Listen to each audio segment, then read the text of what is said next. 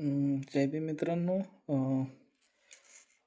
राजश्री शाहू महाराज परदेश शिष्यवृत्तीचा जो निकाल लागला आहे आणि खूप सारे विद्यार्थी सिलेक्ट झाले आहेत. काही नाही झाले, त्यांनी निराश व्हायचं काम नाही आहे. मस्त अभ्यास करा, पुन्हा ट्राय करा, होऊन जाईल. फर्स्ट अटेम्प्टमध्ये खूप स्टुडंटना त्रास होतो.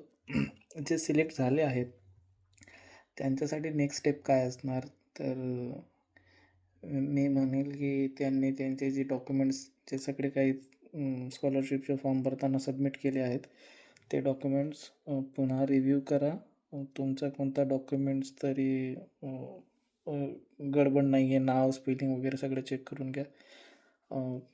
लेटेस्टवाला इन्कम सर्टिफिकेटसुद्धा काढून घ्या. ठीक आहे. काही लोकांचे रिमार्क्स दिले आहेत की टू बी व्हेरीफाईड म्हणून, किंवा काहींचं स्टेटस व्हेरीफाईड अप्रूव्ह म्हणून पण असं मी बघितलेत लिस्टवरती. तर तुम्ही त्याचा अर्थ काय आहे हे सांगायची गरज नाही, कारण तिथंच बाजूला रकान्यात लिहिले आहे की जर तुमच्या घरात एवढे मेंबर्स असतील आणि तुम्ही फक्त इतक्या लोकांचं इन्कम तुमच्या ॲप्लिकेशन फॉर्ममध्ये दाखवलं आहे आणि बाकीच्यांचे अनएम्प्लॉयमेंट दाखवलं आहे किंवा काम नाही करत असं दाखवलं असेल, तर ते केस टू बी व्हेरिफिकेशनमध्ये चालले जाते ते. तर त्या बाबतीत तुम्ही ट्राय करा की तुमचे जे काही डॉक्युमेंट्स असतील ते तुम्ही ॲक्युरेटली, जे तुम्ही ऑनेस्टली दिले आहेत तेच राहू द्या. ठीक आहे, काही चेंजेस नका करू. दुसरी गोष्ट की तुमचं होम व्हेरिफिकेशन होईल तर ते कसं होणार. तर होम व्हेरिफिकेशन होत असताना तुम्हाला एक गोष्ट लक्षात घ्या की तुम्हाला ते मेल नाही करणार की आम्ही येतो ह्या तारखेला. ते फक्त तुम्हाला एक कॉल करतील आणि तुमच्या घरी येतील. त्यावेळेस तुम्हाला एकही प्रश्न विचारला जाणार नाही. कॅन्डिडेटला मोस्टली विद्यार्थ्याला प्रश्न कमी विचारले जातात.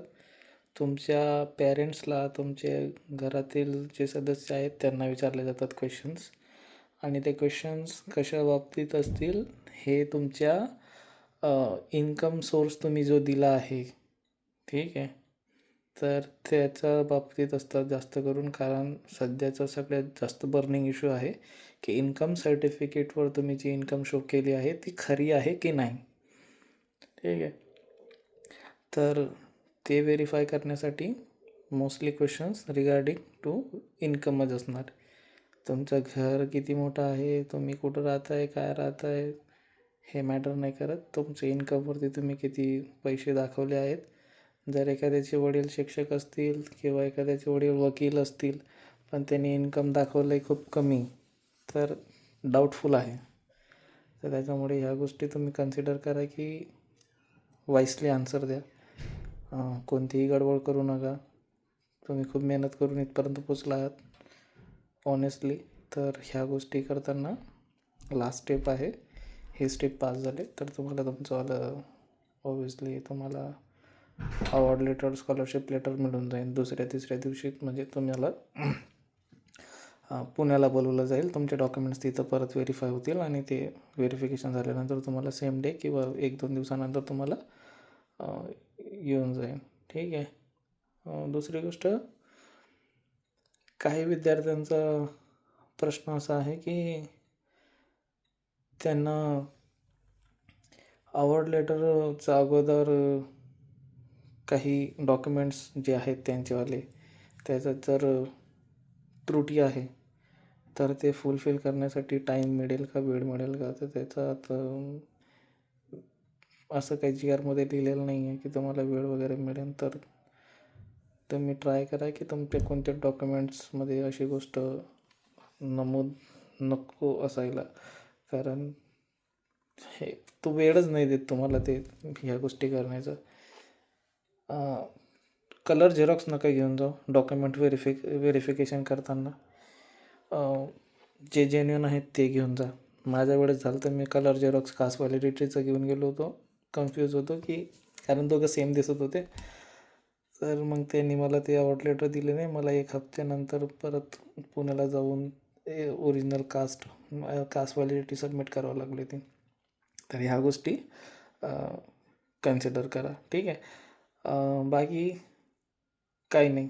दुसरी गोष्ट अशी, घरच्यांना सांगून ठेवा की तुम्ही कुठं चालले, कोणत्या देशात शिकायला चालले आहेत, आपलं इन्कम किती आहे, काय शिकायला चालले आहेत. कारण जे होम व्हेरिफिकेशन होते, गृहचौकशी होते, त्यावेळेस अधिकारी तुमच्या पेरेंट्सला हाच क्वेश्चन करतात की तुम्हाला माहीत आहे का तुमचा मुलगा कुठं चालला, तुमची मुलगी कुठं चालली, कोणत्या देशात चालली, काय शिकायला चालली, तुमचा मुलगा किंवा मुलगी नोकरी करते का किंवा करत होती का, इतके दिवस काय केलं. ह्या गोष्टी हे क्वेश्चन विचारतील. तुम्ही ते फक्त बघताय की तुम्ही फॉर्ममध्ये कोणता फॉल्स इन्फॉर्मेशन तर नाही टाकली ना, की तुम्ही इथं लिहिलं आहे की मी काम नाही करत, मी अनएम्प्लॉयमेंट आहे, ठीक आहे. पण तुमच्या घरच्यांनी जर सांगितलं की हां मागच्या वर्षी काम करत होता आणि ह्या वर्षी नाही करत आहे, तर मग ते सब्जेक्ट टू व्हेरिफिकेशनमध्ये येऊन जाईल. कारण तुम्हाला मग तुमचं इन्कम हाईड केल्याचं त्यांना डाऊट येईल, ठीक आहे.